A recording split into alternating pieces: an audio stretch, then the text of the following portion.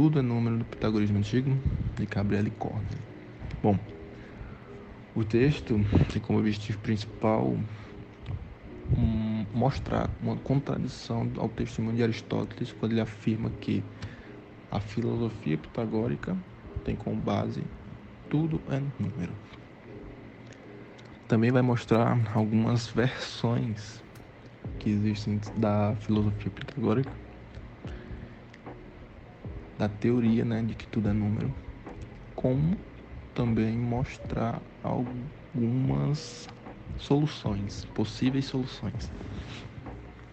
Bom, o texto começa fazendo um pequeno resumo do que, conforme Porfírio, passou a ser considerado como as doutrinas da filosofia pitagórica. São elas: primeiro, a alma é imortal. Segundo, a transmigração da alma em outras espécies de seres vivos. Terceira, que o que já aconteceu tende a acontecer novamente e nada é realmente novo. E por último, que todos os seres animados devem ser considerados como do mesmo gênero. Porém, o interessante é que, observando essas doutrinas, que são atribuídas a Pitágoras, não se vê uma relação com a matemática, ou mesmo com a cosmologia, que, conforme outras informações da tradição. Com essa ausência, tem-se uma necessidade de uma atribuição de uma relação com o estudo dos números ao pitagorismo. Já em tempos mais modernos, essa afirmação que Aristóteles fez sobre a filosofia pitagórica de que tudo é número passou por diversas revisões de críticos, vindo até ser considerada uma invenção acadêmica. Isso se deu por causa de problemas de autenticidade existentes em relação aos fragmentos de Filolaos, que é a principal fonte sobre a filosofia pitagórica. Os primeiros trabalhos de Pitágoras foram escritos quase 100 anos após a sua morte. Então é difícil separar o que é real do que é lenda. Pitágoras não deixou nada escrito. Tudo que se sabe sobre ele deve ser a tradição oral. Sendo assim, Pitágoras é considerado uma figura imprecisa historicamente. Essas revisões abriram espaço para novas perspectivas hermenêuticas em relação ao lugar da matemática na tradição da filosofia pitagórica. A seguir vai ser apresentada algumas versões da doutrina de Pitágoras em relação aos números. Na interpretação aristotélica do pitagorismo, a expressão tudo é número, ela vai ser tomada como a definição fundamental da filosofia pitagórica. Aristóteles, em suas obras, faz os pitagóricos afirmarem que a constituição do mundo se daria justamente através dos números. Portanto, os números eles seriam imanentes, tendo ligação àquilo que está contido na parte da experiência possível, ou seja, quando a realidade ela é percebida através da utilização dos sentidos. Em contrapartida, essa exposição feita por Aristóteles da doutrina do tudo é número, ela vai ser em partes contraditória e por conta disso vai apresentar 3 significados, 3 versões distintas. A primeira versão, citada de maneira implícita já anteriormente, ela vai se referir à identificação fundamental dos números com os objetos sensíveis, ou seja, os números como objetos sensíveis, materiais. A segunda é a de que os princípios dos números eram os princípios de todos os seres. A terceira é a da imitação dos números pelos objetos reais. Segundo Aristóteles, os pitagóricos diziam que os seres subsistem por imitação dos números. Por serem contraditórias entre si, Aristóteles vai tentar conciliar a primeira versão com a segunda, introduzindo uma teoria que foi chamada de atomismo numérico, onde os números seriam as coisas, porque os números constituem a matéria da qual as coisas são feitas. E aqui Aristóteles pega emprestado, digamos assim, a primeira teoria atomista de Leucipo e Demócrito. Já para Nussbaum, o número não poderia ser ele próprio uma entidade, pois quando a gente liga a operação de contar, por exemplo, significaria responder à pergunta quantos destes, quantos de algo. Portanto, assim, o número sempre viria acompanhado de algo, nunca estaria sozinho, não podendo ser ele mesmo uma entidade. Na segunda versão, vem como tema os princípios dos números seriam os princípios de todas as coisas. Essa tese vai contra a primeira. Ela tem como definição uma construção aristotélica da tese pitagórica, já que os pitagóricos dizem que os seres subsistem por imitação dos números. Aristóteles teria levado a esta síntese pela dificuldade de aceitar os números como uma forma material, já pela noção pitagórica, pela qual os números seriam as coisas, porque os números, pensando como pedrinhas, constituem a matéria das coisas de que são feitas. Com a problemática da teoria dos números pitagóricos, Aristóteles leva isso ao âmbito acadêmico, que, como efeito, Flenck sugere que a fonte de Aristóteles é Espeusipo, já que no livro Metafísica de Aristóteles, ele é citado diretamente quando menciona, pelo quais o ponto não é um, mas semelhante a um, já que o ponto é de um estudo central de Espeusipo. A terceira versão tem como tema imitação dos números pelos objetos reais. A terceira versão também é contraditória à primeira. Ela tem como tese os objetos reais. Nessa vamos ter várias citações do livro Metafísica de Aristóteles. Essa tese é preferida por Aristóteles com precisão somente uma vez. Na passagem, a concepção pitagórica é identificada como a platônica. Aristóteles novamente refere-se a algo parecido ao conceito de mimesis, quando se refere aos números pitagóricos. Usamos termos ligados à semelhança, como na citação.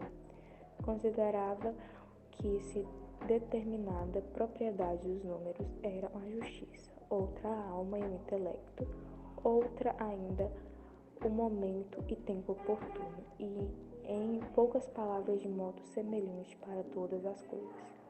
Em outra citação do livro, o comentário de Alexandre de Afrodísio explica a definição da semelhança da justiça com o número 4, partindo do pressuposto de que o caráter específico da justiça seja proporcionalidade a uma igualdade, e percebendo que esta propriedade está presente nos números, por este motivo, Pitágoras dizem que a justiça é o primeiro número quadrado. Aristóteles tenta ligar os números às coisas materiais, não só ao mundo imaginário. Após observar as três doutrinas pitagóricas, é possível notar que elas aparecem na obra aristotélica de maneira imperfeita e, de certo modo, até contraditória. Apesar disso, é visto que Aristóteles não discute em nenhum momento o fato de que as três versões podem pertencer a diferentes grupos ou momentos do pitagorismo, estando de certa forma até considerando que são coerentes entre si ou mesmo se relacionando. Isso poderia se dar ao fato da proximidade histórica de Aristóteles com as doutrinas pitagóricas. Zeller vai dizer que essa maneira de pensar do Aristóteles estaria fundamentada sobre um direto conhecimento da conexão das ideias próprias do pitagorismo. Frank e Ray, para acabar com a possibilidade de diferenças entre essas doutrinas, dizem que Aristóteles poderia ter entendido elas como uma sendo derivada da outra, e não três versões distintas. Ray ainda chega a conciliar a versão dos números serem as coisas e a dos números imitarem as coisas, sendo que os números seriam as coisas quando se considera sua natureza, e eles imitariam as coisas quando é considerado suas propriedades. Comfort chega a dizer que Aristóteles, na verdade, apresenta dois momentos do pitagorismo sem diferenciá-los, um envolvendo a materialidade dos números e o outro no qual os pitagóricos estariam preocupados com a composição numérica da realidade. Contudo, os números não seriam apenas matéria da realidade, mas também a origem das diferenças dos objetos. É possível ainda afirmar pelo menos que os mimeses que Aristóteles atribui ao pitagorismo é diferente da concepção platônica de mimeses, pois Aristóteles, quando fala do reflexo da realidade como uma correspondência genérica entre as coisas e as relações numéricas que as tornam compreensíveis. Apesar de, claro, aquilo que poderia ter sido o objetivo fundamental dos pitagóricos, que é a busca de compreender a natureza através dos números, é possível perceber que a conciliação aristotélica entre as versões pitagóricas não chegou a ser bem sucedida. Bom, a partir de dois argumentos, o Zimut admite, ele chega até duas possibilidades de solução da questão, onde a primeira parte é uma contestação que chegou a simplesmente negar que o protopitagorismo correspondia a uma doutrina e que não faltavam argumentos para essa contestação. O primeiro deles sendo o paradoxo da doutrina, que a principal fonte para o pitagorismo antigo não parece encontrar confirmação nos testemunhos mais antigos.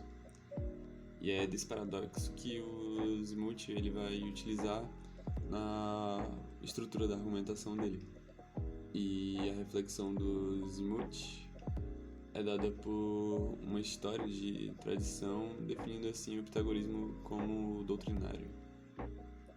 Seguindo esse pensamento, a gente tem que o intuito principal do autor é deixar explícito o contraste que o texto aristotélico ele tende a deixar, que é a definição de que alguém que fala de números seria a melhor definição para um pitagórico, e que apesar de diversas tentativas, nenhum historiador ele obteve sucesso na busca de qualquer doutrina sobre os números nas fontes pré-aristotélicas. Assim, a gente segue para as soluções, que é dito que ou a expressão tudo é número pertencia a um antigo e secreto ensinamento do Pitágoras, que não possui referências nas fontes antigas, ou esta expressão, assim como a doutrina a ela vinculada, ela não seria de fato alguma doutrina pitagórica. E essa segunda possibilidade ela corresponde a uma posição de Burnett, para quem o próprio Pitágoras não teria deixado nenhuma doutrina desenvolvida sobre o tema, enquanto os pitagóricos não se interessavam em adicionar nada disso à tradição da escola. E com isso a gente tem que, de certa forma, o Aristóteles ele é confrontado com grande diversidade de fontes pitagóricas, tanto antigas quanto as que estão mais próximas historicamente dele.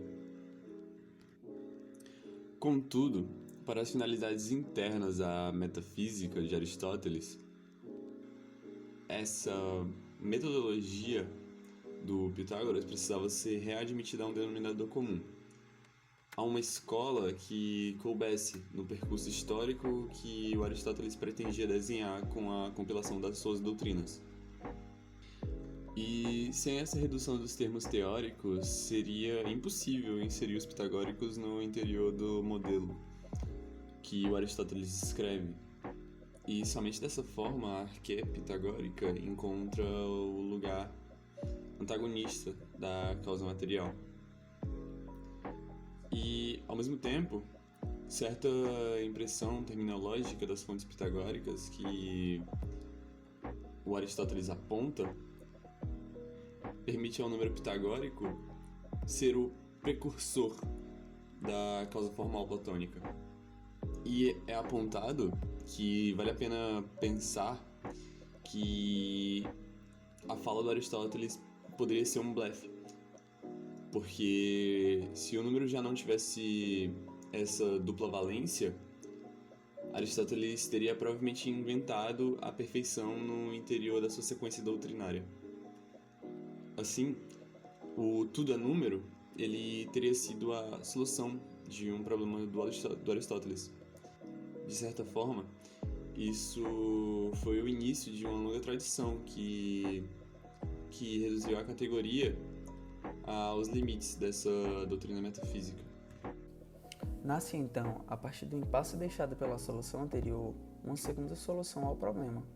A solução trata-se, portanto, de uma reavaliação das fontes pitagóricas, pois, como dito antes, Pitágoras não deixou nada escrito, e tudo que se sabe sobre ele deve-se à tradução oral, o tornando uma figura histórica bastante imprecisa. Essa solução nasce em busca de referências à expressão assim chamadas de pitagóricos, de Aristóteles. Conclui-se então, por conta das diversas referências ao pitagorismo e à teoria dos números, que Aristóteles deveria de fato possuir acesso a diversos textos pitagóricos, levando em consideração também afirmações aristotélicas que dependem do fato dele ter acesso a uma ampla literatura de origem pitagórica, bem como sobre a discussão de se os pitagóricos consideravam um mundo gerado ou não, onde Aristóteles afirma ser impossível duvidar disso. Além disso, Aristóteles dedicou 2 livros aos pitagóricos em si, fora obras específicas sobre Pitágoras ou a pitagóricos específicos. A resposta à pergunta sobre quem seriam esses assim chamados pitagóricos depende da possibilidade de identificação da ampla literatura a qual Aristóteles teria tido acesso. As únicas fontes conhecidas, entretanto, são os livros de Filolau e Arquitas. A hipótese mais aceita era de que Aristóteles tenha tomado como fonte os textos pitagóricos de Filolau. Este segundo caminho de solução seria representado, então, por Filolau.